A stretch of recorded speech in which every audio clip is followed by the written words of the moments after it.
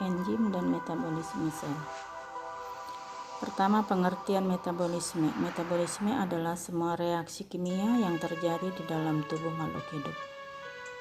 Metabolisme dibedakan menjadi dua. Pertama, katabolisme, yaitu merupakan reaksi pengurai senyawa-senyawa kompleks menjadi senyawa-senyawa yang lebih sederhana dan menghasilkan energi. Yang kedua, anabolisme, yaitu reaksi penyusunan dari senyawa-senyawa sederhana menjadi senyawa yang lebih kompleks dan memerlukan energi. Enzim adalah senyawa protein yang diproduksi oleh sel-sel makhluk hidup dan berfungsi sebagai biokatalisator. Zat yang dipengaruhi enzim disebut substrat, sedangkan hasil reaksi disebut produk.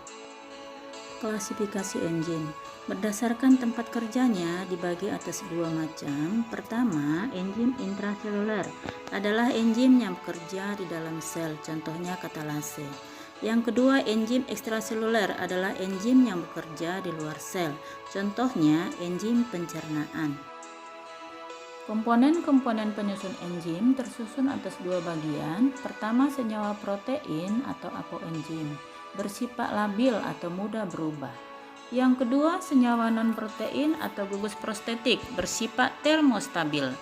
Gugus prostetik dapat berupa ion anorganik atau disebut kofaktor. Koenzim berupa molekul kompleks, contohnya vitamin, NAD, FMN, dan FAD. Sifat-sifat enzim: 1. Termolabil atau tidak tahan panas atau denaturasi. 2. Enzim bekerja secara spesifik. 3. Enzim berfungsi sebagai katalis yang akan mempercepat terjadinya reaksi dengan cara menurunkan energi aktivasi atau EA.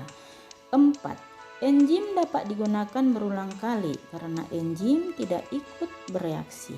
5. Enzim diperlukan dalam jumlah yang sedikit.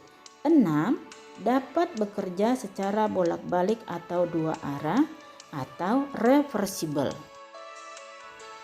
Cara kerja enzim. Terdapat dua teori cara kerja enzim.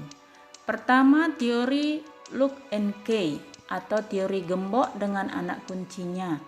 Enzim akan bergabung dengan substrat, membentuk ikatan kompleks bagaikan gembok dengan anak kunci.